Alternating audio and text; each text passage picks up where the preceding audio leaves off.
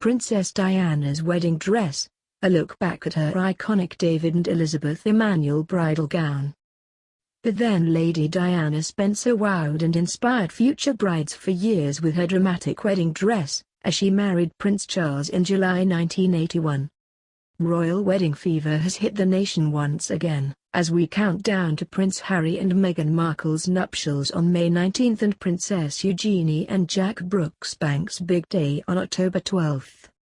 While there is much speculation about who will design Meghan and Eugenie's wedding dresses, we thought we'd look back one of the most iconic royal brides of all time, Princess Diana. Prince Charles proposed to Lady Diana Spencer with a solitaire diamond and sapphire ring in February 1981, which was then passed to Prince William's wife Kate Middleton. The couple married at St. Paul's Cathedral on July 29, 1981, with an estimated global television audience of 750 million. Although the marriage didn't last and the pair divorced in 1996, the late Princess of Wales' wedding dress is one of the most talked about. We look back on all the details of her bridal gown, from the designers to her jewelry. Diana wore an ivory silk taffeta and antique lace gown made by British fashion designers David and Elizabeth Emanuel, which reportedly cost £9,000 at the time. The dress featured puffed sleeves and a V-neck front with a taffeta bow and a full skirt, containing over 10,000 pearls. The frilled bodice hugged Diana's slender figure and she had to be stitched into her dress, after her waistline shrunk over 5 inches in the lead-up to the day. Her gown was one of the most closely guarded secrets and security measures were put in place to keep details of the dress under wraps. The press were given sealed envelopes containing information about the gown on the morning of the wedding, which were only allowed to be opened once Diana stepped into the glass coach on her way to St. Paul's Cathedral. After designing the bridal gown, the Emanuels went on to make special ensembles and evening gowns for Diana's overseas tours with Prince Charles, as well as producing maternity wear. Since then, Diana's wedding dress has provided inspiration for thousands of brides and became one of the most copied of all the royals. The train is probably one of the biggest talking points of Charles and Diana's wedding day. Hand embroidered with sequins and pearls, it measured a dramatic 25 feet, and broke the previous record of 20 foot for a royal wedding. As Lady Diana was tall, she opted for wedding slippers with a low heel. Cobbler Clive Shilton designed the pumps, which had a pretty heart-shaped motif and were covered in pearls and sequins. They reportedly took 6 months to make.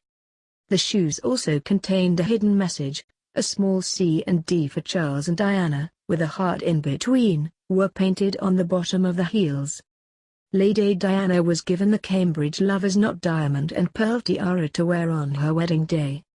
It was originally made for Queen Mary in 1914 and according to the court jeweler, she commissioned the piece from Garrett and modelled it on one owned by her grandmother Augusta of Hesse, who was the last Duchess of Cambridge, before Kate. Queen Mary passed it down to the Queen, her granddaughter, and Her Majesty wore the tiara on several occasions throughout the 50s, before giving it to Diana in 1981. Kate has worn the Lovers Knot numerous times since marrying into the royal family. Diana borrowed her mother Frances Shandkyde's pear-shaped diamond earrings for her wedding day, but it wasn't the first time she wore them. 2 months prior to her big day, Diana wore the jewels for her first public engagement when she joined Prince Charles at a gala charity concert at the Goldsmiths Hall in London. While Diana never wore them again after that, her mother Frances chose them for Prince Harry's christening in 1984 and her daughter's funeral in 1997. The earrings were included as part of a touring exhibition of Diana's life, but her sister, Lady Sarah McCorquodale, has also worn them since.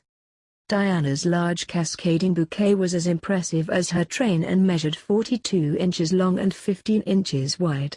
Made by Longman's florists, it consisted of gardenias, white stephanotis, orchids, lily of the valley, white roses, freesia, veronica, spider lilies, and ivy.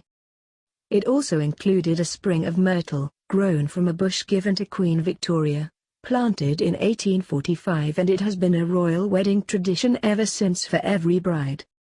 Diana's short do was styled into a neat blowdry, with her fringe swept slightly to one side.